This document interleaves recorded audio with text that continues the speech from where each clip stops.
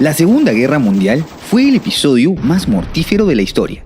Y si queremos hablar de pérdidas humanas, el Frente Oriental, llamado en Rusia como la Gran Guerra Patria, es el ejemplo perfecto de cómo el odio y la violencia pueden escalar a tal punto de ocasionar más de 15 millones de muertes en menos de 4 años.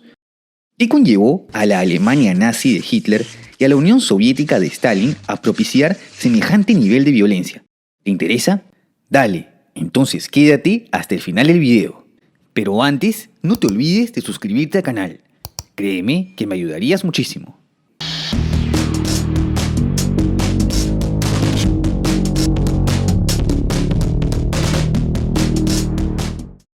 Como siempre, remontémonos a los antecedentes. Tras la Primera Guerra Mundial, el derrotado Segundo Reich se vio olvidado a firmar el vergonzoso Tratado de Versalles, en el que perdió gran parte de su territorio y todas sus colonias. Esto conlleva a que el confundido pueblo alemán se deje seducir por una creciente ideología que buscaba reivindicar el orgullo alemán, el nacionalsocialismo, comúnmente conocido como nazismo. Las ideas totalitarias, racistas y anticomunistas de Adolf Hitler tomaron como modelo el fascismo implantado en la Italia de Mussolini, lo que se contraponía tajantemente a la ideología comunista de la Unión Soviética de Stalin de corte antifascista. Esto se ve plasmado en la Guerra Civil Española, en donde el bando sublevado fue apoyado por la Alemania nazi, mientras que los republicanos lo fueron por la URSS. Algo que tuvieron ambos líderes en común fue una rápida militarización. Para mediados de la década de los 30, tanto Alemania como la URSS, que habían salido devastadas luego de la Primera Guerra Mundial, ya eran potencias militares y amenazaban constantemente en volver a resquebrajar la frágil estabilidad diplomática de la convulsionada Europa del periodo de entreguerras. A pesar de que los dictadores sabían que un enfrentamiento entre ambas potencias era inevitable, ninguno se sentía listo para emprender una campaña de tal magnitud. Asimismo, tenían un objetivo en común, que era recuperar los territorios que le fueron cedidos a Polonia, la cual había desaparecido tras las recordadas particiones de Polonia de fines del siglo XVIII y resurgido tras la Primera Guerra Mundial. Es así que en agosto de 1939, durante la visita del ministro de Relaciones Exteriores alemán Joachim von Ribbentrop a Moscú, se firma el Pacto Ribbentrop-Molotov, un tratado de no agresión entre Alemania y la URSS, en el que además deciden dividirse la Europa nororiental en esferas de influencia.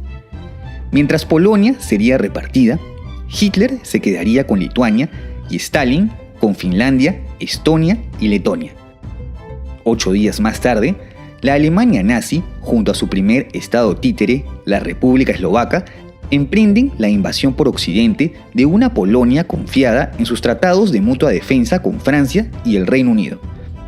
A pesar de que los aliados le declaran la guerra a Alemania, la ayuda a Polonia no se materializó. 17 días después, Polonia es invadida por la URSS desde el Frente Oriental, concretándose así la alianza con Hitler. Como sabrás, aquí comienza el periodo conocido como la Guerra de Broma, en el que el único conflicto de gran magnitud se da durante la Guerra de Invierno entre la Unión Soviética y Finlandia, país que le correspondía tomar según el Pacto de No Agresión. A pesar de la tremenda superioridad armamentística y numérica, los soviéticos tuvieron serias dificultades para derrotar a los finlandeses.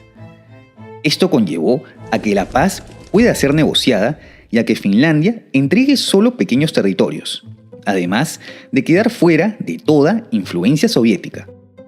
Esta limitada victoria fue un claro indicio para Hitler de la debilidad soviética, lo que lo motivó a acelerar sus planes de invasión. Aunque claro, Stalin también se percató que había muchos puntos por mejorar. Tras la exitosa invasión de Dinamarca, Países Bajos, Bélgica y Francia, además de la unión de la Italia fascista a la guerra, todo esto concretado en junio de 1940, Alemania apunta hacia la URSS, quien por su parte ocupa los países bálticos. Es así que el alto mando alemán toma la decisión de invadir la URSS en abril de 1941, rompiendo así el Pacto de No Agresión. No obstante, La denominada Operación Barbarroja se tuvo que retrasar, cortesía de Benito Mussolini. Resulta que el duce había emprendido la invasión de Grecia y Yugoslavia, por lo que Hitler tuvo que acudir a su apoyo debido al mal desempeño de las tropas italianas. Por tal motivo, la Operación Barbarroja se postergó hasta tener el control del frente de los Balcanes, hecho acaecido hacia mayo del 41. En este contexto, Alemania consigue nuevos aliados, es decir, Hungría, Rumanía y Bulgaria. Y aquí es importante aclarar la visión de Hitler. Según el Mein Kampf, Alemania debió ocupar toda Europa Oriental y expulsar a la población soviética más allá de los Urales, según él, su región natural. Los que permanezcan morirían de inanición o se convertirían en una especie de clase obrera esclava, para así tener acceso a los campos agrícolas de Ucrania y a los pozos petrolíferos del Cáucaso, que eran necesarios para seguir combatiendo en el frente occidental, en donde el Reino Unido representaba aún la resistencia aliada. Con 3.5 millones de soldados alemanes, 600.000 aliados desde Hungría, Rumanía, Italia, Croacia, Finlandia y Eslovaquia, 600.000 vehículos, 7.000 cañones y 4.000 aviones, la Alemania nazi inicia la Operación Barbarroja, la mayor campaña terrestre de la historia, el 22 de junio de 1941. Este ataque agarraría por sorpresa a Stalin, quien se esperaba que sus enemigos al menos se aguantarían hasta concretar la derrota aliada en Occidente. El ejército del eje se dividió en 3 grupos. El grupo centro debía atravesar Bielorrusia para llegar a Moscú, el norte ocupar Leningrado, actual San Petersburgo, para acudir luego en ayuda del centro, mientras que el sur debía cruzar Ucrania para luego tomar el Cáucaso, rico en petróleo. Es así que con la técnica del Blitzkrieg, en tan solo 5 meses, Alemania ocupa Bielorrusia, los países bálticos y parte de Rusia y Ucrania, luego de éxitos como en la batalla de Kiev. No obstante, importantes ciudades como Moscú, Sebastopol y Leningrado siguieron resistiendo, aunque en esta última se inició un sanguinario asedio que mató poco a poco a sus habitantes, incluyendo al hermano mayor de Putin.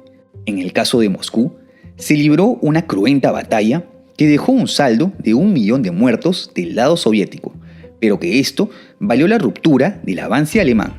Importante resaltar que Alemania estaba lista solo para una batalla corta y no se esperaba que los soviéticos pudieran resistir, por lo que la llegada del invierno, uno de los más fríos del siglo, retrasó sus planes.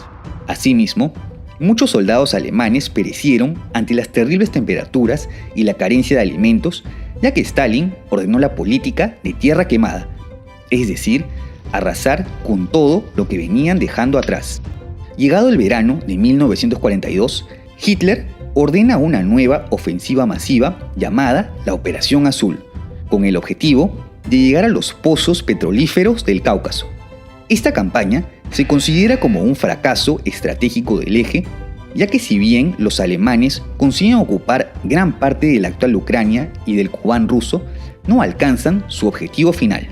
Asimismo, ambos bandos sufren al menos 1 millón de bajas.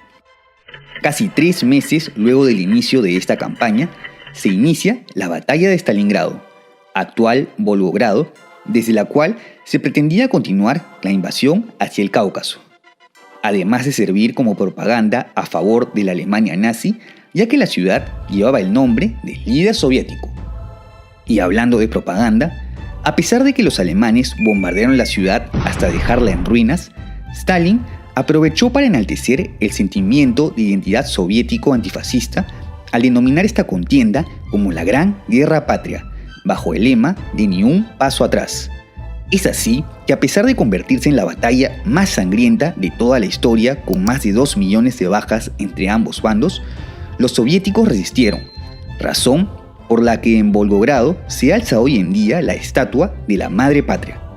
Esta decisiva victoria soviética significó el punto de inflexión en la Segunda Guerra Mundial en Europa, pues en ella se destruyeron varios contingentes alemanes, hecho seguido por un masivo contraataque soviético tras el que Alemania comenzó a retroceder por todos los campos del frente oriental. La URSS lanza entonces la exitosa Operación Saturno. Importante resaltar la resistencia partisana en los territorios soviéticos ocupados, motivadas por el nacionalismo inspirado por Stalin.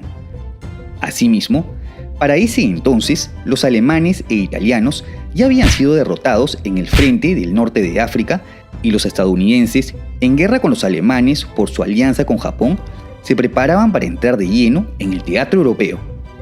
El inicio del fin de Hitler había comenzado.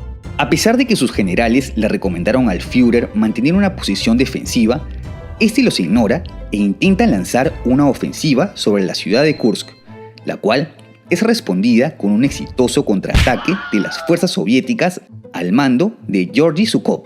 A estas le siguen nuevas victorias soviéticas en las batallas del Dnieper y en la segunda de Kiev. Tras ellas, se desmantela el Reichskommissariat Ukraine y los alemanes son expulsados de Ucrania. Asimismo, los Balcanes, siguiente objetivo de Stalin, quedan desprotegidos.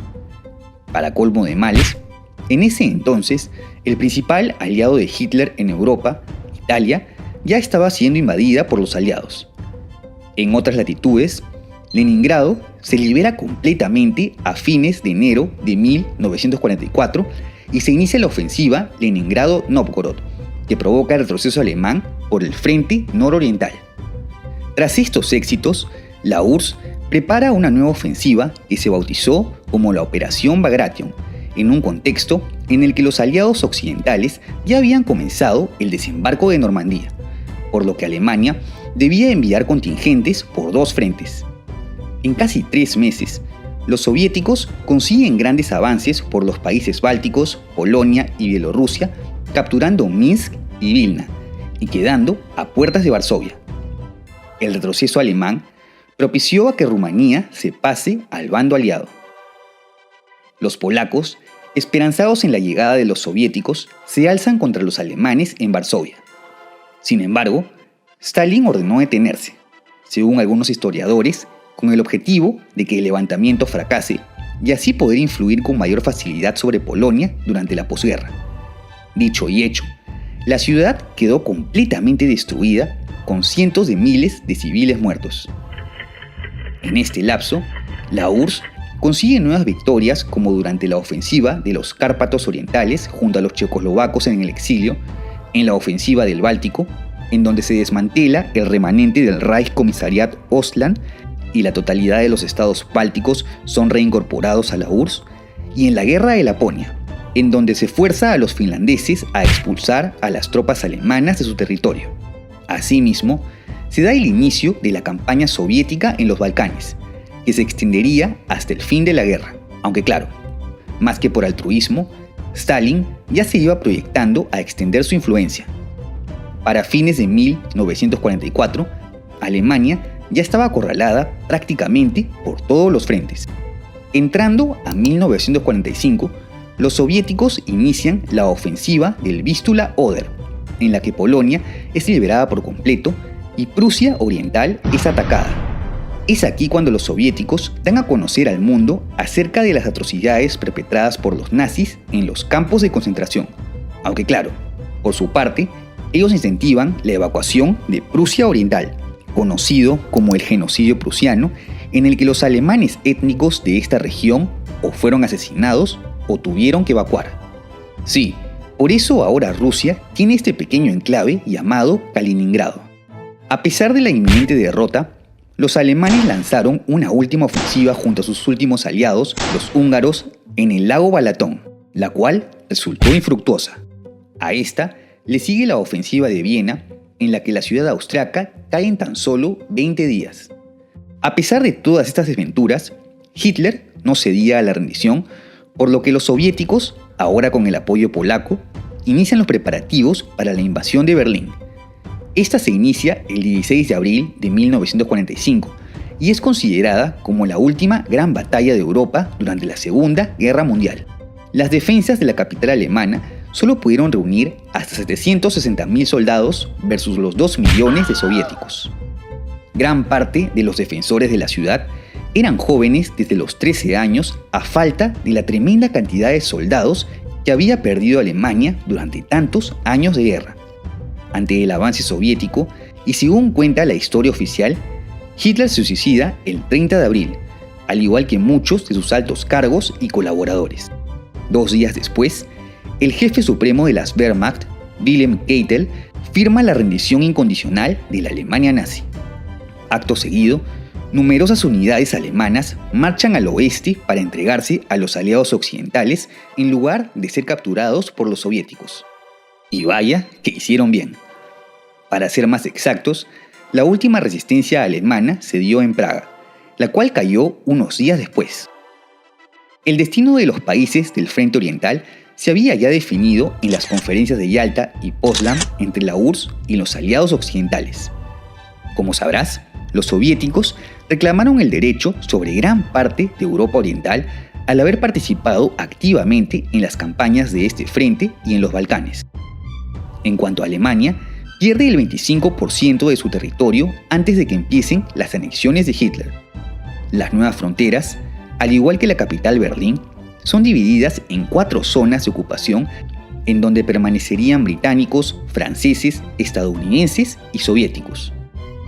Esta ocupación se daría hasta 1949, cuando los aliados unifican sus territorios que resultarían en la Alemania Occidental, bajo influencia capitalista, en contraposición a la Alemania Oriental, bajo la influencia comunista soviética. No cabe duda de que el Frente Oriental fue con más de 15 millones de muertos el más sangriento de toda la guerra, una verdadera demostración de qué tan lejos puede llegar el odio y la brutalidad influenciados por ideologías totalmente opuestas. Un episodio que infla el pecho de muchos rusos y que los alemanes prefieren no recordar. Y en definitiva, un teatro decisivo que definió la derrota del nazismo, el destino del continente europeo y por ende de la historia universal. ¿Cómo crees que sería el mundo si la Alemania nazi hubiese conseguido derrotar a la Rusia soviética? No te olvides de dejar tu comentario y de suscribirte al canal. Asimismo, te dejo en la descripción mis redes sociales y por si quieres ver los nuevos videos en preestreno y tener una mayor interacción conmigo, así como ayudar a que produzca más videos, tus donaciones en Patreon o miembros del canal son bienvenidas. ¡Hasta la próxima!